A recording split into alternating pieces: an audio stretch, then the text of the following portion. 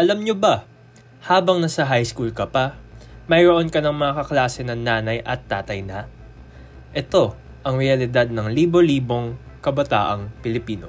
Bilang tugon, idineklara ng gobyerno ang isyong ito bilang isang national and social emergency.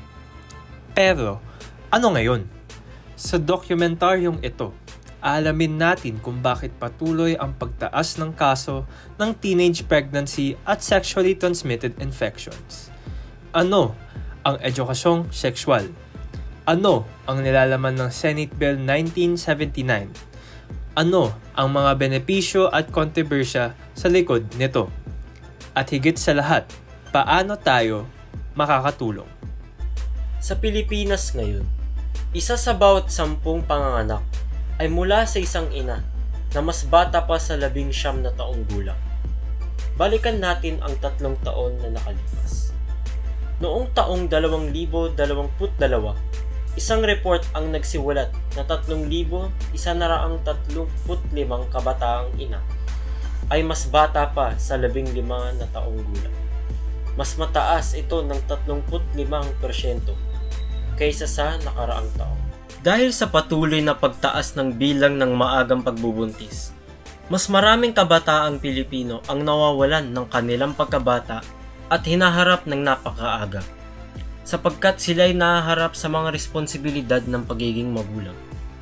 Karamihan sa mga bata ay wala pang sapat na kaalaman kung paano maayos na mabuhay ng sarili.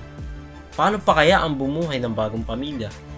Napuputol ang kanilang edukasyon dahil napipilitan silang huminto sa pag-aaral at karamihan sa kanila ay hindi na bumabalik.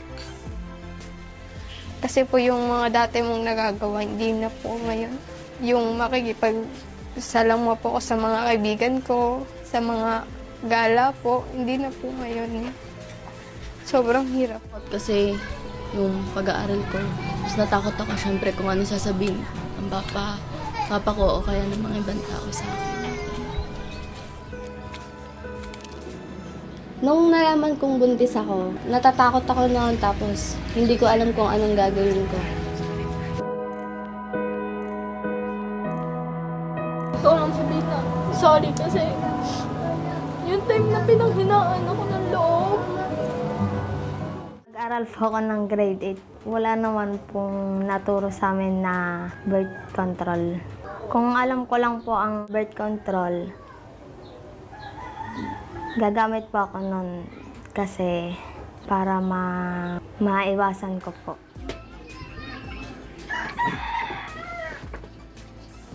Ngayong ko ay isang nanay na naging mahirap ang buhay dahil nung nag-aaral pa ako, inisip ko ang pag-aaral.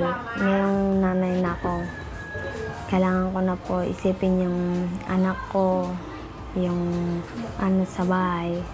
Nung nag-aaral pa po ako, ang pangarap ko sa buhay ko ay maging isang guro. Bukod sa maagang pagbubuntis sa mga kabataan, may isa pang epekto ng maagang pakikipagtalik, ang mga sexually transmitted infection o STIs. Isang artikulo mula noong 2 linggo lamang ang nag-ulat tungkol sa isang 13 taong gulang sa Palawan na nag-diagnose na may HIV mula sa pakikipagtalik. Ito ang pinakabatang kaso sa buong probinsya. At hindi lamang Palawan ang apektado nito, kundi libo-libong Pilipino sa buong bansa. Patuloy na tumataas ang bilang ng mga bagong kaso ng HIV sa Pilipinas na may paraming naiulat taon-taon. Sa loob lamang ng 3 buwan mula Enero hanggang Marso ng taong 2024, naitala ng Department of Health ang 3,410 bagong kaso ng HIV. Sa bilang na ito, 47% ay mula sa kabataang may edad 15 hanggang 24. Minsan po hindi ko na po maigalaw. Tapos po yung paa ko po nagkakatusok-tusok. Masakit po minsan yung mata ko po. Tapos po nasakit yung likod ko po. Maraming kabataan ang walang kamalayan sa mga panganib at epekto ng maagang pagbubuntis at STIs. Mas mataas ang panganib sa mga nagmula sa mahihirap na pamilya dahil karamihan sa kanila ay hindi nakakapagpatingin sa doktor o walang kakayahang humingi ng medikal na payo. Dahil hindi itinuturo ang edukasyong pang-sexual sa lahat ng paaralan sa bansa, wala silang maaasahang pagkukunan ng tamang impormasyon tungkol sa kalusugan. Sa halip, sila ay umaasa sa sabi-sabi o chismis mula sa kanilang komunidad, kapwa kabataan at social media na madalas ay puno ng maling impormasyon. Kung wala silang wastong access sa edukasyong pang-sexual, ay parang pinapabayaan natin sila sa kanilang mga problema. Habang patuloy na lumulobo ang bilang ng maagang pagbubuntis at STIs sa nakakabahalang bilis bawat taon. Kung hindi natin agad tutugunan ang isyong ito, hinahayaan nating malagay sa panganib ang buhay at kinabukasan ng pinakamahina at pinaka-vulnerableng sektor ng ating lipunan. Maraming maaaring sanghi sa pagtuloy ng pagtaas ng kaso ng teenage pregnancy at pagkalat ng sexually transmitted infections sa Pilipinas, tulad ng hindi magandang reproductive health services at kahirapan. Ngunit, ayon sa mga eksperto, ang hindi komprehensibong edukasyong sexual ang nagdudulot ng kawalan ng kaalaman ng kabataang Pilipino, isang pangunahing salik sa paglaganap ng mga problemang ito. Sa kasalukuyan, hindi pa rin sapat ang itinuturong edukasyong sexual sa mga paaralan. Sa ilalim ng Responsible Parenthood and Reproductive Health Law, ipinag-uutos ang paglalaman ng sexuality education sa curriculum. Subalit, marami sa mga pampublikong paaralan ang hindi pa rin ito na ipapatupad ng buo dahil sa kakulangan sa training ng mga guro at limitadong resources. Bukod dito, nananatili rin ang paniniwala ng ilang sektor na ang pagtuturo ng sexualidad ay responsibilidad lamang ng mga magulang. Ngunit, ayon sa UNFPA, ang kawalan ng standardized scientificong basehan sa pagtuturo ng reproductive health ay nagreresulta sa maling impormasyon at mas mataas na panganib para sa mga kabataan.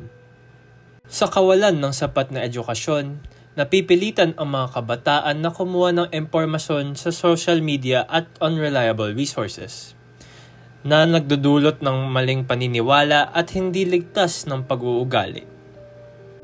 Habang patuloy ang kawalan ng sapat na edukasyong sexual, patuloy ding lumalaki ang bilang ng mga kabataang nagiging biktima ng maaagang pagbubuntis at nagkakaroon ng sexually transmitted infections. Sa harap ng patuloy na pagtaas ng bilang ng maagang pagbubuntis sa bansa, isinusulong ngayon ang Senate Bill 1979 o mas kilala bilang Adolescent Pregnancy Prevention Bill. Isang panukalang batas na naglalayong bigyan ng mas malawak na kaalaman at suporta ang kabataan upang maiwasan ang hindi planadong pagbubuntis. Isa sa mga pangunahing layunin ng panukalang ito ay ang pagsasagawa ng komprehensibo at age-appropriate na edukasyong sexual sa mga paaralan. Dito, tatalakayin ang sexualidad, consent, reproductive health, family planning, gender equality, at mga paraan upang maprotektahan ang sarili mula sa mga sexually transmitted disease o STD. Kasama rin sa panukala ang pagpapalawak ng access ng kabataan sa libreng konsultasyon at kontraseptibo nang walang kinakailangang parental consent para sa mga batang 15 taong gulang pataas. Sa ganitong paraan, mas maraming kabataan ang magkakaroon ng oportunidad na protektahan ang kanilang sarili. Bukod sa preventive measures, layunin din ng panukalang batas na suportahan ang mga batang ina upang maipagpatuloy nila ang kanilang edukasyon at magkaroon ng mas magandang oportunidad sa trabaho sa hinaharap. Isa rin sa mga pangunahing layunin ng panukalang batas ang mas mahigpit na regulasyon laban sa child marriage, teenage pregnancies, at sexual na eksploitasyon. Maaaring sabihin na ang solusyon dito ay hindi sa paggawa ng bagong batas, kundi sa pagsuporta ng mga batas tulad ng Responsible Parenthood and Reproductive Health Act, na layunin din magbigay ng edukasyong sexualidad at sa pagpalawak ng reproductive health services. Marami ang pagkakapareho ng RH Law at ng panukalang batas. Ayon kay Senadora Risa Hontiveros, ang mayakda ng panukalang batas Layunin nitong palakasin ang umiiral na batas. Dahil sa mataas na bilang ng maagang pagbubuntis, nakatuon ng Senate Bill 1979 sa mga kabataang may edad 10 hanggang 19. Samantalang sakop ng RH Law ang lahat ng pangkat ng edad. Mas binibigyan diin din ng panukalang batas ang komprehensibong edukasyong pang-sexual na hindi lubusang naipatupad sa naunang batas. Sa kabala ng kahalagaan nito sa kabataan at pagiging epektibo sa pagtugon sa maagang pagbubuntis, marami itong mga kontrobersya at mga maling paniniwala. Ayon kay Pangulong Marcos, mayroon mga woke absurdities ang bill. Sabi nga ni Pangulong Marcos, "This is ridiculous. It is abhorrent. It is a travesty of what sex education should be to the children." Ayon sa kanya, hindi na dapat na ituro sa mga bata tulad ng pagturo ng masturbation o sa pag-eksperimento sa kanilang sexualidad. Kung ipapasa ito sa kasalukuyang forma, agad-agad niyang ibibito ang bill. Ngunit, ito ay dulot lamang ng misinformasyon. Ayon kay Hontiveros, kung babasahin ng bill, wala namang nagsasabi ng ganito. Maaaring sabihin na ihikayat nito ang premarital sex o nagtuturo sa kabataan na magiging pusok. Ngunit pinapakita ng pag-aaral sa United Nations Population Fund na epektibo ito sa pagpapababa ng mga pagbubuntis sa kabataan. Dapat ang magulang lang ang magtuturo nito. Bagaman, mahalaga ang gabay ng magulang. Hindi lahat ay may sapat na kaalaman tungkol sa sexualidad. Ang mga paaralan ay nagbibigay ng scientifically accurate at age-appropriate education na maaaring makatulong sa mga kabataang hindi komportableng pag-usapan ang isyong ito sa kanilang pamilya. Bastos at hindi nararapat pag-usapan ito sa paaralan. Sa ibang bansang may malakas na relihiyosong pananampalataya tulad ng Italy, Spain at Mexico, malawakang tinuturo ang edukasyong sexual. Napatunayan ng mga bansang ito na bumababa ang kaso ng teenage pregnancy at STIs sa pamamagitan ng tamang impormasyon. Hindi ba mas mabubuting ituro na lang ang abstinence? Mahalaga ang abstinence. Ngunit hindi ito sapat. Ayon sa mga pag-aaral, ang abstinence-only education ay hindi epektibong paraan upang pigilan ang maagang pagbubuntis at pagkalat ng STIs. Mas epektibong edukasyong sexual na nagtuturo ng ligtas na pagpipilian kabilang ang contraceptives. Ngunit hindi sapat ang pag-alam sa problema. Kailangan natin ng pagkilos. Ano ang pwedeng gawin upang matugunan ang suliranin na ito? Una, kailangan baguhin natin ang ating pananaw sa edukasyong sexual. Hindi ito kabastusan o kahalayan. Ito ay isang karapatan at mahalagang bahagi ng edukasyon ng kabataan. Sa pamamagitan ng bukas na diskusyon sa pamilya, paaralan at komunidad, mababawasan natin ang stigma at maling paniniwala tungkol sa sexualidad. Pangalawa, suportahin natin ang Senate Bill 1979, ang Adolescent Pregnancy Prevention Bill. Sa pagpasa ng batas na ito, mas mapapalawak ang access ng kabataan sa edukasyong sexual at reproductive health services. Mas maraming kabataan na magiging protektado laban sa maagang pagbubuntis at mga STIs. At panghuli, dapat nating itaguyod ang mas malawak na access sa reproductive health services. Kailangang gawing mas accessible ang libreng konsultasyon, pagpapayo at mga contraceptives para sa mga kabataan. Sa ganitong paraan, mabibigyan sila ng proteksyon at kaalaman upang makagawa ng mas responsableng desisyon sa kanilang kalusugan. Sa huli, ang solusyon sa mga problemang kinakaharap ng kabataan ay nasa ating mga kamay.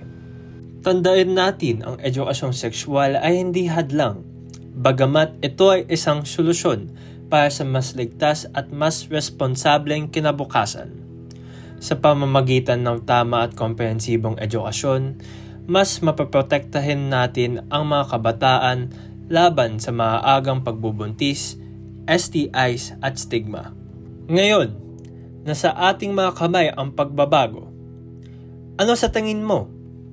Panahon na ba para gawing bahagi ng ating paaralan ang komprehensibong edukasyong sexual?